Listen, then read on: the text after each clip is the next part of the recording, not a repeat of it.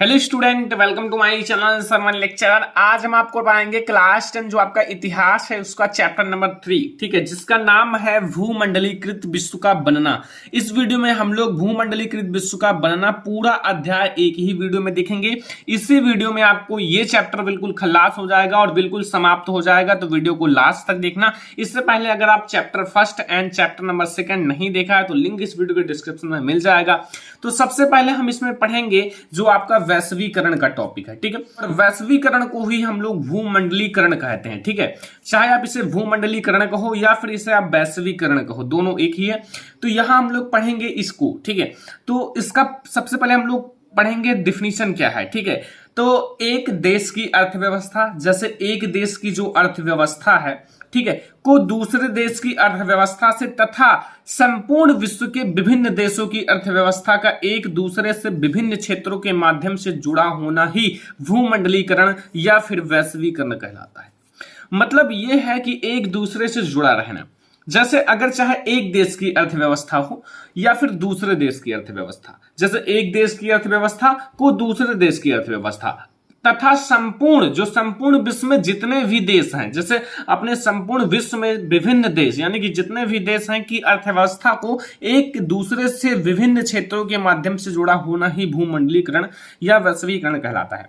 जैसे एक देश होता है, एक देश दूसरे देश से कांटेक्ट रहता है, फिर वही देश तीसरे देश से भी कांटेक्ट करता है, यही देश चौथे देश से भी, मतलब एक दूसरे से जुड़े रहते हैं, ठीक है। तो यही हमारा वैश्वीकरण या फिर भूमंडलीकरण कहलाता है। ये हमारा सबसे अच्छा सा परिभाषा है, ठीक है।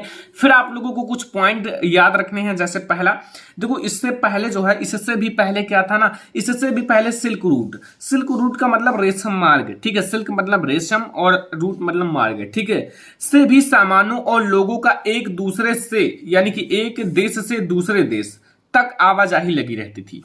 मतलब इससे भी पहले क्या होता था कि अगर एक देश से दूसरे देश में जाना है तो सिल्क रूट, ठीक है, सिल्क रूट से सामान जो होते हैं, सामानों को और लोगों को एक देश से दूसरे देश तक आवाजाही लगी रहती थी, ठीक है। अगला इसमें पॉइंट है, यहां देखो नेक्स्ट नंबर पॉइंट कि 18वीं शताब्दी, कब की बात है, 18वीं शताब्दी का काफी समय बीत जाने के बाद भी चीन और भारत का सबसे धनी देश या फिर एशियाई व्यापार में उन्हीं का दबदबा था। मतलब जब 18वीं शताब्दी का काफी समय बीत जाने के बाद भी जो चीन है और भारत है, ये सबसे धनी देश माने जाते थे और सबसे धनी थे। और एशियाई जो व्यापार था, जैसे एशिया में जो देश थे ये सारे हैं, तो एशियाई व्यापार में इन्हीं का दबदबा था, मतलब इन्हीं दो देशों का दबदबा था, क्योंकि ये जो थे काफी धनी थे, रिच थे, ठीक है। अगला पॉइंट समझो यहां कि अब यूरोपीय विश्व व्यापार का सबसे बड़ा केंद्र बन चुका है। अब जो है, अब की बात कर रहे हैं, तो यूरोपीय जो है, यूरोप के लोग विश्व व्यापार का सबसे बड़ा केंद्र बन चुके हैं, ठीक है। अब ये आप लोग याद रखना, ये सारे पॉइंट्स और वैश्वीकरण या फिर भूमंडलीकरण की डिफिनेशन ये आपको याद रखना है। देखो ये सारे पॉइंट्स हैं जो आपको बुक में मिलेंगे, जो आपका बुक है उसमें मिल जाएगा, ठीक है। तो ये आपको सबसे सरल तरीका है। तो ये हम लोग पढ़े। अब इसका अगला टॉपिक देखते हैं। और अब आप लोग समझो यहां सिल्क रूट या फिर रेशम मार्ग के बारे में, ठीक है। इसे आप रेशम मार्ग भी कह सकते हो या फिर सिल्क रूट कह सकते हो। देखो रेशम मार्ग क्या है ये समझो। रेशम मार्ग के द्वारा रेशम को भी लाया जाता था, लेकिन रेशम मार्ग एक बहुत प्राचीन मार्ग या फिर देश और महादेश को जोड़ने के लिए माना जाता है। मतलब रेशम मार्ग जो है बहुत ही प्राचीन था, बहुत ही प्राचीन मार्ग था, बहुत ही प्राचीन रास्ता था जो देश और महादेश को जोड़ने के लिए माना जाता था। मतलब एक देश को दूसरे देश से या फिर महादेश से जोड़ने के लिए माना जाता था। सबसे पहले इस मार्ग से रेशम का आने जाने का व्यापार था। मतलब इसका नाम रेशम मार्ग क्यों पड़ा? रेशम मार्ग इसलिए पड़ा क्योंकि इस रास्ते से, ये जो रास्ता है, इससे क्या लाया जाता था? रेशम लाया जाता था। अब रेशम जब लाया जाता था तो लोगों के मन में आया कि इसका नाम क्या रख दिया जाए? रेशम मार्ग रख दिया जाए। तो रेशम मार्ग इसलिए पड़ा क्योंकि सबसे पहले इस रास्ते से रेशम को लाया जाता था, तो इसलिए इसका नाम रेशम मार्ग रख दिया गया। लेकिन बाद में क्या हुआ, इस मार्ग से सामान, जैसे सामान जो होते हैं एक देश से दूसरे देश में लाया जाता है। भारतीय मसाला, चांदी, सोना अन्य वस्तुओं का आवागमन होता है। मतलब अब इस रास्ते से ना बहुत सारी चीजों का आवागमन होता है, क्योंकि अब जैसे भारतीय मसाला बनने लगा तो इसको भी एक देश से दूसरे देश में भेजा जाने लगा, सोना चांदी को भी भेजा जाने लगा। तो इसके द्वारा, इस मार्ग के द्वारा बहुत सारी चीजों का अब आवाजाही लगा रहता है। तो ये आपका रेशम मार्ग है या फिर सिल्क रूट है, इस तरह से आप इसका अच्छे से व्याख्या कर सकते हो। ठीक है, तो ये सबसे आसान तरीका है। देख सकते हो रेशम मार्ग एक बहुत ही प्राचीन मार्ग या फिर देश और महादेश को जोड़ने के लिए माना जाता है। सबसे पहले इस मार्ग से क्या लाया जाता था? रेशम का आने जाने का व्यापार था। अब यहां अगला पॉइंट है, इस मार्ग से सामान, भारतीय मसाला, चांदी, सोना, अन्य वस्तुओं का आवागमन होता है। अब एक बात आप याद रखना, भोजन की यात्रा कैसे हुई? जैसे क्या हुआ कि पहले अपने देश में नूडल्स नहीं थे, ठीक है, तो फिर नूडल्स का अपने देश में आवागमन हुआ। तो ऐसे ही हर एक भोजन का यात्रा हुआ। तो भोजन की यात्रा के बारे में हम लोग क्या पढ़ेंगे, तो एक एक पॉइंट को समझो। सबसे पहले, जैसे व्यापारी और यात्री एक स्थान से दूसरे स्थान तक गए, उनके खाने का सामान भी चलते गए। जैसे जब एक स्थान से दूसरे स्थान पर गए तो ये अपने भोजन को भी साथ में ले जाते थे, कि मतलब अगर भूख लगे तो खा लें। तो ये इस स्थान से जब इस स्थान पे गए तो ये इस स्थान पर गए तो ये जो भोजन ले गए तो इनको भी समझ में आया ये भोजन काफी अच्छा है, स्वादिष्ट है, चलो इनको भी बनाते हैं। तो क्या हुआ कि इसके द्वारा भोजन की भी यात्रा हुई। मतलब एक स्थान से दूसरे स्थान पर जब व्यक्ति गए तो अपने साथ भोजन ले गए, तो भोजन भी एक स्थान से दूसरे स्थान तक गए, ये कहने का मतलब है। तो अब यहां भोजन की यात्रा हुई कि नहीं हुई? हुआ। ठीक है, तो जैसे व्यापारी यात्री या एक स्थान से दूसरे स्थान तक गए, उनके साथ भोजन या फिर खाने का सामान भी चलते गए। फिर अगला पॉइंट समझो, जैसे नूडल्स आप जानते हो चाइना से आया, अब जब चाइना के लोग यहां आए, ठीक है, तो वो अपने भोजन की यात्रा कराए, मतलब भोजन की यात्रा हुई, तो यहां भी नूडल्स काफी ज्यादा फेमस हो गया। और पास्ता जो है अरब देश से, पास्ता कहां से आया? अरब देश से आया। ठीक है, तो ये सारे आपके अलग अलग देशों से आए हैं। और यूरोप के लोग बहुत ही गरीब थे। क्यों? क्योंकि आलू आने पर लोगों की जिंदगी बदल गई। मतलब पहले क्या था कि यूरोप के जो लोग थे वो बहुत गरीब थे। क्यों? क्योंकि उनके पास जब आलू की खेती करने लगे, आलू आने पर जब आलू आया तो लोगों की जिंदगी बदल गई और जो बेहतर भोजन पाने लगे। मतलब जब बहुत गरीब थे तो जब आलू आ गया तो आलू बहुत ज्यादा वहां के लोग खाने लगे, क्योंकि उनके लिए आलू ही भोजन था। तो जब इनको खाने लगे तो इनकी जिंदगी बदल गई और बेहतर भोजन पाने लगे। देखो आलू ऐसी चीज है कि इसके द्वारा बहुत सारी चीजें बना सकते हो, ठीक है, तो इसलिए आलू आने से इनकी जिंदगी बदल गई। लेकिन फिर हुआ क्या, ये समझो। फिर आगे क्या हुआ ये आपके लिए इंपॉर्टेंट है। 1840 की बात है। 1840 के दशक के मध्य बीमारी के कारण कुछ ऐसी बीमारी फैल गई आलू में, आलू की फसल खराब हो गई। अब ऐसा हुआ ना कि मतलब आलू में कोई बीमारी फैल गई जिसके कारण जो आलू की फसल है वो खराब हो गई। अब जब आलू की फसल खराब हो गई तो हुआ क्या कि खराब हो गई और भुखमरी के कारण मर गए। मतलब और भुखमरी के कारण बहुत सारे लोग मर गए। क्यों? क्योंकि उनके लिए आलू ही एक सबसे बेहतर भोजन था, उसने इनकी जिंदगी बदल गई। अब आलू में ऐसा बीमारी हुआ कि वो सारे आलू खराब होने लगे, तो फिर वो भुखमरी के कारण बहुत सारे लोग मर गए। ठीक है, तो ये आपको समझना था। ये आपका है भोजन की यात्रा। अब हम लोग बात करेंगे 19वीं शताब्दी की। कब की बात करेंगे? 19वीं शताब्दी। सारी चीजें ध्यान से देखना, इससे बाहर कुछ नहीं आएगा बोर्ड एग्जाम में, क्योंकि मैं आपको फुल चैप्टर पढ़ा रहा हूं।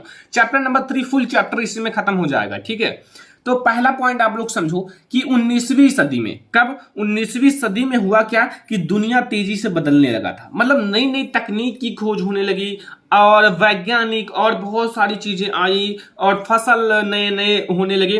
तो ऐसा हुआ ना कि 19वीं सदी में दुनिया तेजी से बदलने लगा।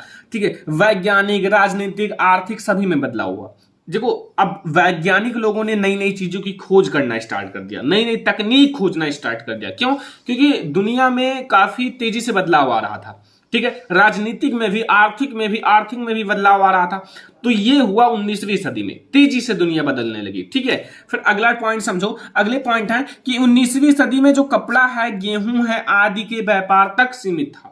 19वीं शताब्दी में क्या हुआ कि कपड़ा और गेहूं आदि के व्यापार तक ही सीमित था। ठीक है, फिर आगे देखो यहां कि काम की तलाश में एक स्थान से दूसरे स्थान पर जाते थे।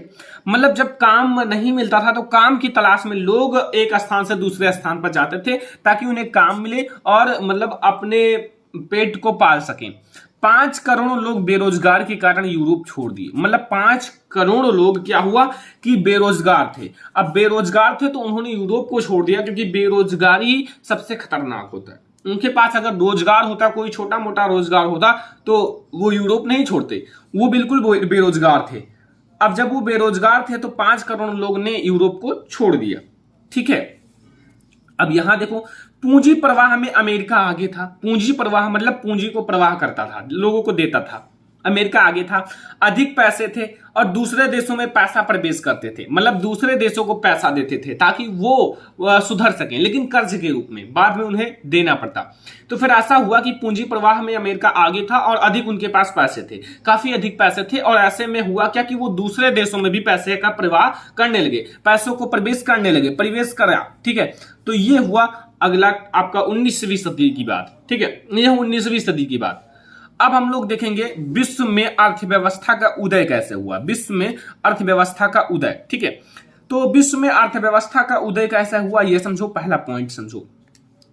पहला पॉइंट है कि 18वीं सदी के आखिरी दशक, जो 18वीं शताब्दी है, 18वीं सदी के आखिरी दशक तक ब्रिटेन में कार्नन लॉ इस कानून के तहत कोई भी देश अपने भोज्य पदार्थ को ब्रिटेन निर्यात नहीं कर सकता था।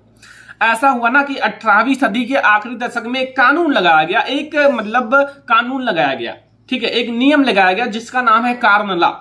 अब इस कानून के तहत क्या हुआ कि देश अपने भोज्य पदार्थों को, कोई भी देश हो, अपने भोज्य पदार्थों को ब्रिटेन निर्यात नहीं कर सकता था, ब्रिटेन नहीं भेज सकता था। अब ऐसा हुआ, कुछ ऐसे देश थे जो ब्रिटेन में अपना मतलब पदार्थ भेजते थे, उनको पैसा मिलता था। अब ऐसा हुआ कि जब नहीं भेज सकते थे तो कुछ ना कुछ तो गड़बड़ी हुई। ठीक है, तो फिर यहां अगला पॉइंट समझो। व्यापार में भी बहुत तेजी से वृद्धि हो गया। मतलब व्यापार में भी तेजी से वृद्धि हुई कब? जब विश्व में अर्थव्यवस्था का उदय हुआ तो व्यापार में भी बहुत तेजी से वृद्धि होने लगी। जैसे नए जहाज बनाए गए, नए जहाज बनाए गए ताकि काफी ज्यादा सामान एक दूसरे से कांटेक्ट हो सके, एक दूसरे देश में जा सके। रेलवे का भी निर्माण किया गया, तो ये आपके हैं जो पॉइंट्स हैं विश्व में अर्थव्यवस्था का उदय। अभी हमारे और भी पॉइंट्स हैं। फिर अगला पॉइंट समझो। अगला पॉइंट जो हमारा है यहां देखो, मजदूर की जरूरत पड़ी। जब मजदूर की जरूरत पड़ी तो मजदूर को पैसे देने के तौर पर पूंजी प्रवाह हुआ। मतलब जब मजदूर की जरूरत पड़ी तो मजदूर जो थे उन्हें पैसे देने के बजाय पूंजी का प्रवाह हुआ। ठीक है, पूंजी प्रवाह हुआ।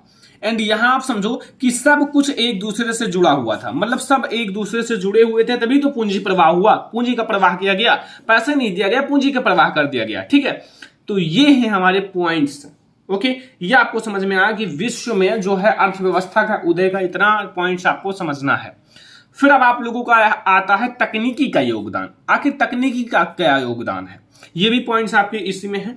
तो तकनीकी का योगदान जैसे आप देख सकते हो, पहला पॉइंट हम लोग देखेंगे, इस दौरान विश्व की अर्थव्यवस्था के भूमंडलीकरण में टेक्नोलॉजी ने एक अहम भूमिका निभाई।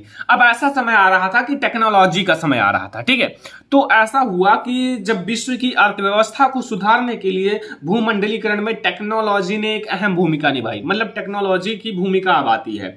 जैसे आपके रेलवे हैं, भाप इंजन है, टेलीग्राफ है, टेलीफोन है, ये सारी चीजें। ठीक है, तो अब आप समझो, जैसे मैं आपको समझाता हूं यहां। अब आप यहां आ जाओ अगले पॉइंट पे। इस युग में कुछ मुख्य तकनीक खोज हैं, जैसे रेलवे एक बहुत बड़ी तकनीक है। जैसा आप सोच सकते हैं, रेलवे जिसके द्वारा आप आते जाते हो। भाप का जहाज भी एक बड़ी तकनीक है जो भाप के द्वारा चलाया जाता था, जिसमें कोई ज्यादा खर्चा नहीं, केवल भाप के द्वारा चलाया जाता था और मतलब सामानों को एक स्थान से दूसरे स्थान पर भेजा जाता था। और टेलीग्राफ, ठीक है, टेलीग्राफ की भी खोज हुई। ये भी एक टेक्नोलॉजी का इस युग में बहुत बड़ा योगदान है। ठीक है, अगला देखो, अगला यहां पॉइंट समझो कि रेलवे ने बंदरगाहों और आंतरिक भूभागों को आपस में जोड़ दिया। मतलब रेलवे जो था, रेलवे ने जो बंदरगाह हैं और आंतरिक जो भूभाग हैं उनको आपस में जोड़ दिया। अब जब आपस में कांटेक्ट हो गए तो ऐसा हुआ कि व्यापार करने में और भी सरलता हुई। ठीक है, और भी सरल लगने लगा सारी चीजें। तो ये आपका है पॉइंट्स। और अगला पॉइंट सब आप लोग यहां समझो, जो कि अगला पॉइंट हमारा है यहां, ठीक है। देखो यहां क्या कह रहा है कि स्टीम शिप, जो स्टीम शिप के कारण माल को भारी मात्रा में, ठीक है, यहां देखो अटलांटिक के पार में जाना आसान हो गया। अब एक शिप है जिसका नाम है स्टीम शिप। स्टीम शिप के कारण माल भारी मात्रा में काफी ज्यादा एक साथ ही ले जाया जाता था, और जब एक साथ काफी ज्यादा चला जाता था और काफी आसानी से, तो वो बहुत आसान लगने लगा, ठीक है। जैसे अगर आप एक चीज, आपको 10 चीजें ले जाना है, अब आप एक एक चीज ले जाओगे तो 10 टाइम लगेगा, 10 बार जाना पड़ेगा। लेकिन अब ऐसा चीज बन जाए जैसे स्टीम शिप, इसमें आप 10 चीजों को एक बार ले जाओ और वो भी ले जाने में आसानी हो, तो आप मान सकते हो ना काफी ज्यादा आसान है। तो ये हमारा है। अगला पॉइंट समझो यहां, अगला पॉइंट है जब ऑस्ट्रेलिया, अब अमेरिका, ऑस्ट्रेलिया, न्यूजीलैंड सब जगह जानवरों के बजाय उनका मांस ही यूरोप में भेजा जाने लगा। मतलब पहले जानवर भेजे जाते थे, अब उससे भी ज्यादा सरल तरीका कर दिया गया कि इन जगहों पर, अमेरिका, ऑस्ट्रेलिया, न्यूजीलैंड सब जगह जानवरों के बजाय उनका मांस ही यूरोप में भेजा जाने लगा, ठीक है। अब जानवरों को नहीं भेजा जाता था, उनके मांस को भेजा जाता था, ठीक है। तो ये हमारे पॉइंट्स तकनीकी के योगदान में, तकनीक का योगदान है इसमें, इस युग में काफी ज्यादा तकनीक का योगदान मिला, ठीक है। तो ये आपको समझ में आ गया कि आखिर तकनीकी का क्या योगदान है। जैसे स्टीम शिप की खोज हुई, ठीक है, और यहां देखो रेलवे की खोज हुई, जहाज इंजन का खोज हुआ, टेलीग्राम का खोज हुआ, टेलीग्राफ का, और यहां अब जानवरों के बजाय मांस ले जाया जाता था। क्यों? क्योंकि उनके पास सुविधा था, ले जाने के लिए अब सारी चीजें बन चुकी थी। तो ये हमारा है तकनीकी का योगदान। अब अगला पॉइंट आप लोग समझो, यहां अगला पॉइंट हमारा है, ठीक है, भारतीय व्यापार, उपनिवेशवाद और वैश्विक अर्थव्यवस्था या फिर व्यवस्था, ठीक है, इसके बारे में समझेंगे। थोड़ा सा ध्यान से समझना, अभी हम लोग इसके आगे समझेंगे भारत व्यापार और उपनिवेशवाद, सारी चीजें समझने वाले हैं। तो सबसे पहले आप समझो भारतीय व्यापार, उपनिवेशवाद और वैश्विक व्यवस्था। भारत में उत्कृष्ट कपास, जैसे जो भारत में कपास बनाया जाता था पूरे यूरोप में निर्यात की जाती थी। मतलब देखो जब भारत में कपास बनाया जाता था तो इसको पूरे यूरोप में निर्यात मतलब भेजा जाता था। तो ऐसा होता था ना कि अब उसके बजाय पैसे मिलते थे, तो इससे हमारा देश और ज्यादा सुधर गया। तो औद्योगिकीकरण के पश्चात ब्रिटेन में भी कपास का उत्पादन बढ़ने लगा था। मतलब पहले भारत से कपास भेजा जाता था, अब ऐसा हुआ कि जब औद्योगिकीकरण आया और औद्योगिकीकरण हुआ तो ब्रिटेन में भी कपास का उत्पादन होने लगा, मतलब होने लगा, बढ़ने लगा, काफी तेजी से बढ़ने लगा। तो अब ऐसा समय आया कि उद्योगपतियों ने सरकार पर भारत से आयातित कपास पर प्रतिबंध करने का दबाव डाला। मतलब अब ये कह रहे हैं कि हमें कपास आपके देश से नहीं चाहिए, क्योंकि इसको बनाने में हमारा देश सक्षम है और काफी तेजी से बना रहा है। तो ऐसा हुआ कि व्यापार में काफी ज्यादा गिरावट आई। क्यों? क्योंकि अब उस चीज को नहीं लेंगे तो फिर आपके व्यापार में गिरावट आएगी। तो प्रतिबंध का दबाव डाला और स्थानीय उद्योगों की सुरक्षा की, ठीक है। अब आप यहां समझो भारतीय व्यापार और उपनिवेशवाद को समझना है आप लोगों को। एक एक पॉइंट को मैं आप लोगों को समझा रहा हूं। यहां आपको समझ में आया कि जैसे कपास है, कपास अपना देश उत्पादन करता था तो पूरे यूरोप में निर्यात करता था। अब औद्योगिक क्रांति के बाद ऐसा हुआ कि ब्रिटेन में भी कपास की उत्पादन बहुत तेजी से होने लगा। तो भारत से जो कपास आता था उस पर प्रतिबंध लगा दिया और खुद ब्रिटेन जो है वो हर जगह अपना उद्योग करने लगा, ठीक है। अब यहां आपको समझना है भारतीय व्यापार और उपनिवेशवाद में पहला पॉइंट। देखो ब्रिटिश सरकार ने सूती वस्त्र के आयात पर सीमा शुल्क की उच्च दरें लगा दी और 19वीं शताब्दी के प्रारंभ से निर्माणकर्ता भी अपने वस्त्रों के लिए विदेशी बाजार की तलाश करने लगे। परिणाम स्वरूप भारतीय वस्त्र उद्योग प्रतिकूल से रूप से प्रभावित हुआ। अब भारतीय वस्त्र उद्योग जो है, भारतीय वस्त्र उद्योग प्रतिकूल रूप से प्रभावित हुआ। क्यों? क्योंकि इस पर कर लगाया गया, ठीक है। उच्च, यहां देख सकते हो कि पर सीमा शुल्क की उच्च दरें लगा दी। अब जो चीजें भारत से जाती थी वो तो प्रभावित हुई, ठीक है। तो ये आप लोगों को समझ में आया। अगला पॉइंट समझो यहां, जब तक विनिर्माण के निर्यात का द्रुत गति से पतन हुआ तब तक सामान्य रूप से कच्चे माल के निर्यात में तेजी से वृद्धि हो गई। मतलब तेजी से वृद्धि हो गई। देखो लगातार जनसंख्या बढ़ रही है, अब उनको खाने के लिए, उनको पहनने के लिए, देखो जब जनसंख्या बढ़ेगी तो उसके साथ उनकी मांग भी बढ़ेंगे, ठीक है। तो यही कारण है। अब हमारा अगला पॉइंट है कि अंग्रेजों ने जो भारतीय किसान, ठीक है, भारतीय किसानों पर नील तथा अफीम की खेती करने का दबाव बनाया। जो अंग्रेज थे उन्होंने भारतीय किसानों पर नील तथा अफीम की खेती करने का दबाव बनाया, इसलिए भारत में उगाई जाने वाली अफीम चीन को निर्यात किया जाता था। ठीक है, मतलब ऐसा हुआ ना कि मतलब जो अंग्रेज थे, अंग्रेज लोग ने भारतीय किसानों पर क्या हुआ कि नील होता है और अफीम की खेती करने का दबाव बनाया। जैसे भारतीय लोग जो थे ना, वो जो अंग्रेज लोग समझना, वो क्या करते थे कि भारतीयों लोगों से ही सीख कर वो अपने देश में बनाते थे। अब ऐसा हुआ कि वो ज्यादा मात्रा में अपना उत्पादन करने लगे तो भारतीयों पर प्रतिबंध लगा देते थे कि मतलब ये ना आए हमारे देश में, तो ऐसा हो जाता था। अब यहां हुआ क्या कि अंग्रेजों ने भारतीय किसानों पर क्या हुआ कि नील तथा अफीम की खेती करने का दबाव बनाया, इसलिए भारत में उगाई जाने वाली अफीम चीन है देश, उसको निर्यात किया जाता था। और अफीम की बिक्री से प्राप्त धन से चाय, जैसे चीन से चाय और अन्य वस्तुओं के लिए प्रयोग किया जाता था। ठीक है, ये आपको समझ में आ गया होगा काफी आसान तरीके से। तो ये हमारे हैं पूरा जो आप लोगों का है भारतीय व्यापार और उपनिवेशवाद और वैश्वीकरण का अर्थव्यवस्था व्यवस्था। देखो, इसमें मैंने ये समझाया कि भारतीय व्यापार कैसे किया जाता था और इसमें जो वैश्वीकरण का क्या भूमिका है, उपनिवेशवाद का क्या भूमिका है, ये सारी चीजें आपको इस पॉइंट में पूरा समझ में आ गया होगा। अब इस चैप्टर में आप लोगों को एक चीज समझना है, वो रीडर पेस्ट या मवेशी प्लेग। एक बीमारी है जिसका नाम है रीडर पेस्ट या फिर मवेशी प्लेग। देखो, ये काफी खतरनाक बीमारी है। ये किसके लिए था? जानवरों के लिए था। ठीक है, अब मैं आपको बताता हूं कैसे, ये मैं आपको थोड़ा सा समझाता हूं पॉइंट के द्वारा। पहला पॉइंट समझो कि अफ्रीका में 1880 के दशक के आखिरी सालों में रीडर पेस्ट बीमारी बहुत तेजी से फैल गई। मतलब अफ्रीका में 1880 के दशक के आखिरी सालों में रीडर पेस्ट की बीमारी बहुत तेजी से फैलने लगी या फिर फैल गई। ठीक है, फिर यहां आप लोग समझो अगला पॉइंट कि जिसके कारण 90% जानवरों की मृत्यु हो गई। अब इस बीमारी के कारण 90% जानवरों की, अब सोचो 90% जानवरों की मृत्यु हो गई। 90% का मतलब है जैसे अगर 100 जानवर हैं तो 90 जानवरों की मृत्यु हो गई, केवल 10 जानवर बचे। 200 जानवर हैं तो आप लोग समझ सकते हो कितने, 180 जानवरों की मृत्यु हो गई और बचे कितना, 20। ठीक है, ये आपको समझना है। अब अगला पॉइंट है, अब अफ्रीका में लोगों के पास कोई दूसरा काम नहीं था। अफ्रीका में क्या होता था कि मतलब वो जो मांस बेचे जाते थे जानवरों के, ठीक है, अब अफ्रीका में कोई भी मतलब लोगों के पास कोई दूसरा काम नहीं था।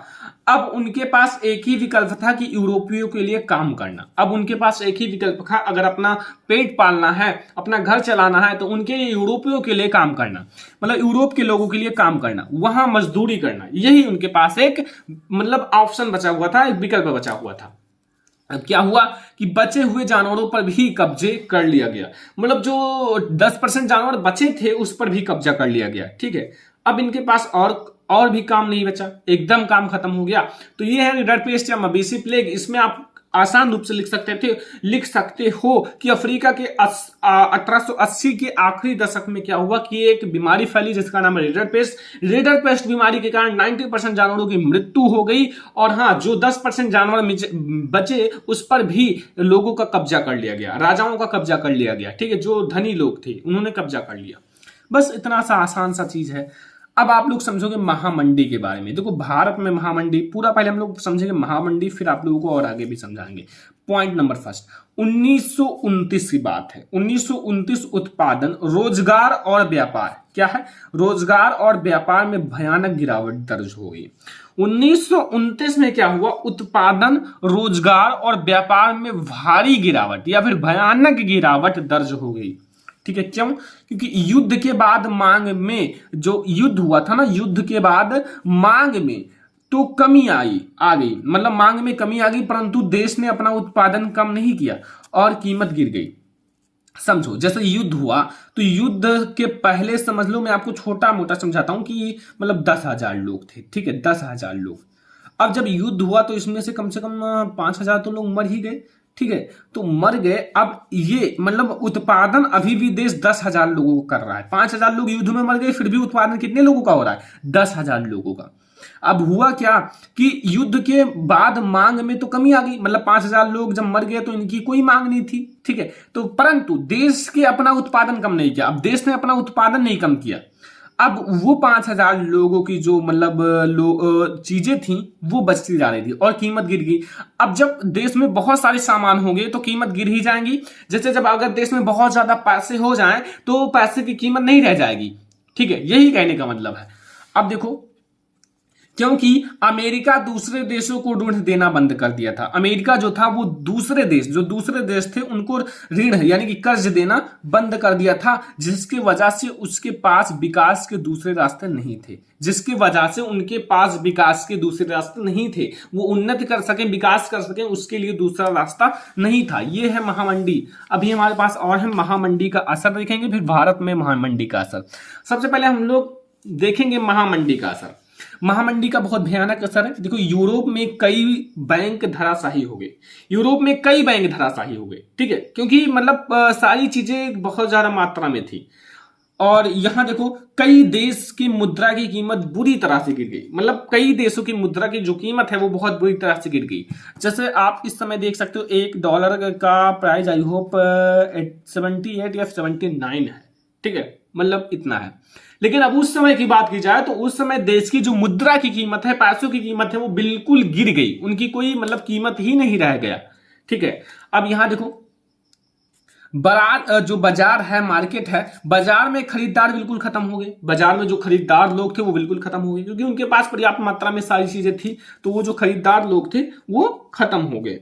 अब अगला पॉइंट समझो कि 1933 तक, ठीक है, 1933 तक 4,000 से ज्यादा बैंक बंद हो चुके थे। 4,000 से ज्यादा बैंक बंद हो चुके थे। और 1929 से 1932 के बीच में देखो, यहां आप लोग देख सकते हो 1,10,000 कंपनियां चौपट हो चुकी थी, मतलब खराब हो चुकी थी। ठीक है, ये आपका है महामंडी का असर। अब हम लोग देखेंगे भारत में महामंडी का असर। भारत में महामंडी का असर, भारत में आयात और निर्यात पूरी तरह से आधा हो गया। भारत में जो आने वाली चीजें हैं और भारत से जो वस्तुएं भेजी जाती हैं, उनका जो निर्यात और आयात बिल्कुल आधा हो गया। आधा क्यों हो गया? क्योंकि भाई महामंडी का मतलब है बहुत सारी चीजों का उत्पादन हो गया, तो फिर लोगों के पास काफी पर्याप्त मात्रा में थी सारी चीजें, तो उनका जो मतलब भारत में जो आयात और निर्यात थी वो बिल्कुल आधी हो गई। और यहां देखो, लोगों को बहुत बड़ी समस्याओं का सामना करना पड़ा। और यहां देखो, गांधी जी ने सविनय अवज्ञा आंदोलन भी प्रारंभ कर दिया था। मतलब गांधी जी ने इसी बीच में सविनय अवज्ञा आंदोलन भी प्रारंभ कर दिया था। ये है हमारा महामंडी, महामंडी का असर। और भारत में महामंडी का क्या असर पड़ा, ये भी हमने 3 पॉइंट्स देख लिए। इससे ज्यादा आपको कुछ नहीं पढ़ना है महामंडी के बारे में। अब हम लोग देखेंगे, यहां देखो ध्यान से, अब हमारा आता है युद्ध का काल, यानी कि युद्धोत्तर काल समझेंगे। ठीक है, युद्धोत्तर काल। तो यहां कहने का मतलब है विश्व अर्थव्यवस्था का पुनर्निर्माण या फिर युद्धोत्तर काल। युद्धोत्तर काल का मतलब है इस युग में काफी ज्यादा युद्ध होते थे। काफी ज्यादा युद्ध होने का मतलब है ये युद्ध का काल था। जैसे समझो, यहां आप लोग पॉइंट के द्वारा, पहला पॉइंट, पहला विश्व युद्ध खत्म होने के केवल 2 दशक बाद, मतलब जब पहला विश्व युद्ध खत्म हुआ तो उसमें बहुत सारे देश के मतलब घाटा हुए, मतलब बहुत सारे देश की चीजें नष्ट हो गई, बहुत सारे लोग मारे गए, बहुत सारे सामान खराब हो गए और बहुत सारे हथियार खत्म हो गए। लेकिन प्रथम विश्व युद्ध यानी कि पहले विश्व युद्ध से भी ज्यादा द्वितीय विश्व युद्ध खतरनाक था। उसमें तो बहुत ज्यादा मतलब देश को कर्ज लेना पड़ा। तो पहला विश्व युद्ध खत्म होने के केवल 2 दशक के बाद दूसरा विश्व युद्ध शुरू हो गया। अब पहली मुसीबत खत्म नहीं हुई, दूसरी मुसीबत आ गई, और ये उससे भी ज्यादा भयानक था। यह युद्ध प्रथम विश्व युद्ध से भी भयानक था। मतलब ये युद्ध जो था द्वितीय विश्व युद्ध, ये प्रथम विश्व युद्ध से भी बहुत ज्यादा भयानक था। अब देखो, एक गुट मित्र राष्ट्र जो थे ब्रिटेन थे, सोवियत संघ थे, और सोवियत और संघ फ्रांस और अमेरिका था। और दूसरा जो खेमा था वो था नात्सी जर्मनी, जापान और इटली था। मतलब ये दोनों अलग अलग संघ थे। एक तो आपका ब्रिटेन है, एक आपका सोवियत संघ है, एक आपका फ्रांस है, एक आपका अमेरिका है। और इसमें जो था दूसरा खेमा में, ये आपका जर्मनी है, नात्सी जर्मनी, जापान और इटली था। ठीक है, अब इस युद्ध में पूर्ण युद्ध भी कहा जाता था। इस युद्ध को पूर्ण युद्ध भी कहा जाता था। मतलब द्वितीय विश्व युद्ध को पूर्ण युद्ध कहा जाता था, क्योंकि यह युद्ध जल, थल और वायु तीनों समूहों से लड़ा गया। मतलब इस युद्ध में जल, थल और वायु तीनों चीजों का प्रयोग किया गया। जहां से भी दुश्मनों को मार दिया जाए, चाहे जल के मतलब द्वारा, मतलब जल में जैसे जहाज चलाया जाए उसके द्वारा सारी चीजों को लाया जाए, थल जैसे आपको जमीन पर जो चीजें चलती हैं, और वायु जैसे आप ऊपर हेलीकॉप्टर को देखते हो वहां से कोई चीज गिराया जाए, ठीक है। तो तीनों के द्वारा लड़ा गया, ठीक है, तीनों समूहों से लड़ा गया। अब ऐसे हालात में पुनर्निर्माण का काम कठिन और लंबा साबित होने लगा। अब इस युद्ध के दौरान क्या हुआ कि हमें पुनर्निर्माण, मतलब जितनी चीजें थी वो तो समाप्त हो गई लगभग, अब हमें पुनर्निर्माण करना था, एक नई जिंदगी जीना था। तो पुनर्निर्माण का काम काफी कठिन और लंबा साबित होने लगा था। अगला, इस युद्ध में फिर मित्र राष्ट्र जीत गए। इस युद्ध में क्या हुआ, जो मित्र राष्ट्र हैं वो जीत गए, ठीक है, समझ में आया, मित्र राष्ट्र जीत गए। अब क्या हुआ यहां देखो अगला, किसी भी देश में रोजगार की स्थिरता जरूरी है। किसी भी देश में रोजगार जो है, रोजगार की स्थिरता जरूरी है। यह अगला पॉइंट, बाजार में सरकार का नियंत्रण बहुत ही महत्वपूर्ण है। देखो बाजार में सरकार का नियंत्रण होना चाहिए, ऐसा नहीं कि सरकार बाजार में नियंत्रण ना करे और दाम ऊपर नीचे दिन भर होता रहे, ठीक है। तो ये हमारा है विश्व अर्थव्यवस्था का पुनर्निर्माण या फिर युद्धोत्तर काल, ये आपको समझ में आया, युद्धोत्तर काल, ठीक है। ये सारे पॉइंट्स हैं। अब हम लोग समझने वाले हैं ब्रिटेन वुड्स संस्थान, ब्रिटेन वुड्स संस्थान, इसके बारे में आप लोग समझना, ठीक है। यहां पॉइंट नंबर फर्स्ट, 1944 में अमेरिका में स्थित न्यू हैम्पशर में ब्रिटेन वुड्स सम्मेलन हुआ। ब्रिटेन वुड्स सम्मेलन हुआ, इसमें अंतरराष्ट्रीय मुद्रा कोष और अंतरराष्ट्रीय पुनर्निर्माण एवं विकास बैंक का गठन किया गया था। मतलब इसमें जो अंतरराष्ट्रीय मुद्रा कोष है और अंतरराष्ट्रीय पुनर्निर्माण एवं विकास बैंक का गठन किया गया, ठीक है, किया गया था। या अगला पॉइंट समझो, यह व्यवस्था निश्चित विनिमय दरों पर आधारित थी। मतलब इसकी एक निश्चित विनिमय दर थी, मतलब निश्चित था, ठीक है। देखो जैसे निश्चित कहने का मतलब है, देखो कहने का मतलब है आज दिनों में, परंतु आज दिनों में डॉलर का मान समय समय पर क्या होता है, बदलता रहता है। मतलब कहने का मतलब है इस ब्रिटेन वुड्स संस्थान में क्या किया गया कि दर जो थी, मतलब एक निश्चित दर, जैसे अगर कोई चीज इतना दाम में है तो हर जगह इतना ही दाम में, डॉलर का दाम इतना घटे बढ़े ना, एक निश्चित रहे। लेकिन अब आजकल की बात की गई है यहाँ तो, परंतु आजकल दिनों में डॉलर का दाम घटता बढ़ता रहता है। क्यों? क्योंकि कभी डॉलर का दाम इतना रहेगा, कभी इतना, एक एक घंटे सेकंड मिनट में बदलता रहता है, ठीक है। फिर यहां देखो अगला, परंतु स्वतंत्रता के बाद भी उनके अंदर गरीबी बहुत ज्यादा था। स्वतंत्रता के बाद भी देखो, अगर एक बात समझो कि कोई देश है वो पहले धनी था, भारत बहुत धनी था। अब इस पर जब अंग्रेजों का शासन हुआ, उस पर आक्रमण किया गया, सारी चीजें भारत से गायब कर ली गई, ले अपने देश ले गए सारे लोग जो अंग्रेज लोग थे, तो इसको बिल्कुल गरीब बना दिया भारत को। अब भले ही जब ये स्वतंत्र हो गए तो इनके पास पैसे कहां से आए, पहले गरीब हैं, स्वतंत्र हो गए फिर भी उनके अंदर क्या थी, गरीबी व्याप्त थी। क्योंकि उनकी अर्थव्यवस्था बहुत सालों से अपंग थी, क्योंकि उनकी जो अर्थव्यवस्था थी बहुत सालों से अपंग थी, अर्थव्यवस्था सुधर नहीं पाया, अपंग थी और अपने अपने थे। अब देखो यहाँ वह अपने थी, वह अपने शासन का गुलाम था, अपने ही शासन का गुलाम था, ठीक है। यहां देखो, अतः जितने भी नए स्वतंत्र देश आए सभी ब्रिटेन वुड्स संस्थान के सहारे थे, ठीक है। अब इस चैप्टर का लास्ट टॉपिक समझना, ब्रिटेन वुड्स कौन चलाता था। अब यहां समझो, ब्रिटेन वुड्स को बड़ी बड़ी शक्तियां जैसे अमेरिका आदि चलाता था, ये बड़ी बड़ी शक्तियां हैं, अमेरिका आदि चलाता था। लेकिन हुआ क्या कि 1970, देखो आप लोग 1970 की बात है के बाद ब्रिटेन वुड्स को खत्म कर दिया गया। मतलब इसलिए खत्म कर दिया गया, क्यों? क्योंकि यहां कहने का मतलब है ब्रिटेन वुड्स के अंतर्गत की सारी चीजें निश्चित होनी चाहिए, डॉलर का दाम अगर इतना है तो निश्चित रहे, लेकिन ऐसा संभव नहीं है। इसको इसलिए खत्म किया गया कि कोई भी चीज है घटता बढ़ता रहे, कोई दिक्कत नहीं, आज इतने में है तो कल इतने में हो जाए, मुझे कोई दिक्कत नहीं। इसलिए ब्रिटेन वुड्स का जो संस्थान है उसे खत्म कर दिया गया और परिवर्तनशील विनिमय दर व्यवस्था लागू किया गया। परिवर्तन का मतलब है एक दिन, एक सेकंड, एक घंटे में अगर दाम ऊपर नीचे होता है तो कोई दिक्कत नहीं, परिवर्तनशील है, ठीक है। अब यहां देखो, तो इसी तरह की व्यवस्था को भूमंडलीकरण विश्व का बनना कहते हैं, ठीक है। तो ये चैप्टर यहीं से खत्म हो जाता है, फुल चैप्टर आपका खत्म, ठीक है। तो ये चैप्टर आई होप कि आपको पूरी तरह से समझ में आ गया होगा। ये हमारा है चैप्टर नंबर 3 भूमंडलीकृत विश्व का बनना। इससे पहले चैप्टर फर्स्ट, चैप्टर सेकंड जरूर देखना, इसमें आपका पूरा अध्याय एक ही वीडियो में खत्म हो गया। ठीक है, अब आपको अगर वीडियो पसंद आया हो तो लाइक करना, शेयर करना अपने फ्रेंड्स के साथ, चैनल पर नहीं आ तो सब्सक्राइब कर लेना। हम लोग इससे जो चौथा चैप्टर भी जल्दी ही स्टार्ट करेंगे। पहले आप लोग इतना पढ़ लो 3 चैप्टर, फिर आप लोगों के लिए और भी चैप्टर अपलोड किए जाएंगे। इस वीडियो को ज्यादा से ज्यादा लाइक कर देना, शेयर कर देना। ठीक है, तो चलो हम लोग मिलेंगे नेक्स्ट इंपॉर्टेंट वीडियो में, तब तक के लिए धन्यवाद।